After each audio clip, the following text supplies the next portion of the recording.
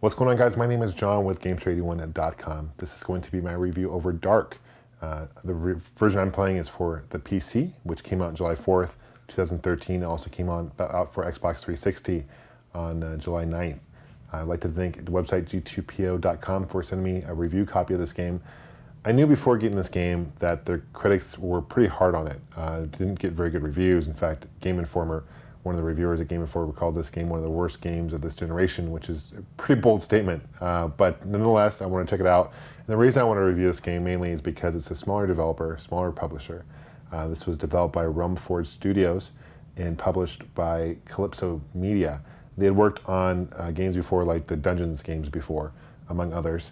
And I want to give this game a shot and see for myself and how good or how bad it might be. Well, I guess first what I'll do is I'll start with the story itself without any major spoilers. Well, basically the story is where you are Eric Bane as a character, and you come to find out you have amnesia, you don't even remember much. You go to this club and you talk to other people, you find out that they're vampires and that you're a vampire, recently turned into one. That's why you don't have much memory. Come to find out that if you don't drink the blood of your maker, the person who turned you, you end up, if you have in a certain amount of time, you're going to turn into a ghoul, which is basically like kind of a soulless creature, and that's something you certainly don't want to turn into. So your goal is to go out and kill the person who turned you, and you really don't have a memory of this. However, these vampires in this club somehow refer to these guys who they think it is, and it turns out they're not. So long story short, you go on these missions and you try to find the guy who killed you. And the gameplay itself is pretty redundant. It's what they call a stealth adventure game. Stealth games like Metal Gear Solid, Assassin's Creed, I'm a big fan of. This stealth game didn't really work for me. You have to stay in the shadows majority of the time. You have a shadow jump and leap, which is good, and it definitely helps, but you have a limited use of it. So once you use it, you have to wait a little bit for it to rebuild. One thing I do like about the gameplay is the ability to increase your abilities throughout the game, so you gain experience. Very similar to games like Far Cry 3 or the new Tomb Raider, you can gain experience points with every kill. So if you stealth kill an enemy, for example, you get maximum points, whereas if an enemy detects you and you kill them, you get points, but not as many. So you can use these experience points throughout the game to upgrade your abilities. So some of the abilities may include increasing your health, which definitely come in handy. Another one would be like a kill from afar, or maybe you can shadow jump on someone and kill them there.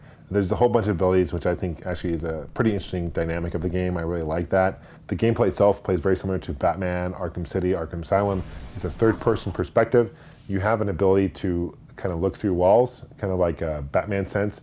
You can heat seek and kind of see where your enemies are, which definitely is handy. But this game, let me tell you right now off the bat, guys, this game is freaking ridiculously hard. Even on the easiest setting, this game is crazy hard, where I find that I like games where it's bullets blazing and you're going in there and killing everything. Don't get me wrong, I like games like Metal Gear and Assassin's Creed and stuff like that, where you're actually, there's some stealth involved and some strategy. But this game is, you have no gun in this game, so it's basically the only way to kill an enemy is by sneaking up to them and either drinking their blood, which does come into play because if you drink their blood, that gives you the ability to use your special attacks, which I was talking about earlier, or you can just use, you hit them or whatever, you melee attack. And the controls are weird. I was playing on a mouse and keyboard before, which worked out fine, but they weren't ideal. Then I switched over to the Xbox 360, USB, whatever, on the PC, thinking that might help, and it didn't really end up helping. It just made it more confusing with the controllers. And what I found when I went up to my enemy and tried to attack him, I'd say about 50% of the time, the action button wouldn't work. And then the enemy would see me, and all of a sudden they'd call the security or ghouls, and they'd all come out and crash on me. And there's no way of me seeing how much hit points I have left or anything like that, so it's kind of random. This game, I found if you were detected once, it's over for the most part. You can run and hide, and the detection will die off. It takes about 5 minutes, which is honestly way too long for that to happen. So it is a very, very challenging game. I like challenges in games, but this game was a point where I like realistic challenges. There was parts in games where I did honestly rage quit several times in this game because I had to come back and take a breather because I'd literally play a certain stage for hours and I still couldn't get past certain parts of the game. And it got very frustrating to that point where it just didn't make the game fun anymore. I'd say the shining light of this game is definitely the music. I think the music is done pretty well in the atmosphere. It is a dark game, as the title would suggest. Graphically, this game's okay. It's not the greatest either. They use cel shading graphics and style, where that works in some games, right? But it doesn't work in others, and this game certainly doesn't work. Graphically, it kind of looked like a PlayStation 2 or original Xbox game, to be honest with you. Nothing really screamed out as far as, wow, these graphics are amazing.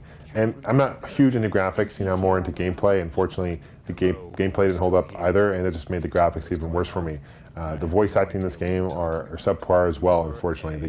The voice actors really didn't feel into their characters. I kind of sensed that they were kind of reading off something, or they're just like there to be there. So actually the voices, when the voices didn't move to the mouth of the character in the game, which kind of took away from it, to be honest with you. I'm not looking at anything like crazy good, like LA Noire or anything like that, but I think, a game should have somewhat, the mouth should match to what the character's saying, right? Overall, do I recommend Dark game? I honestly probably say no, not really, unless you're hugely into stealth games with a super challenge. If you like Vampire, the whole scene like that, maybe check it out. But for an average gamer like myself, I'd probably say this is probably one to pass on unless you can get it for a decent deal. Thanks for watching, guys. Be sure to check out my website, Gamester81.com, for more games and reviews. Check out gtpo.com. And be sure to follow me on Facebook, Twitter, as well. I'm now on Instagram and more. So thanks for watching, guys. We'll see you guys soon. Happy gaming. Take care.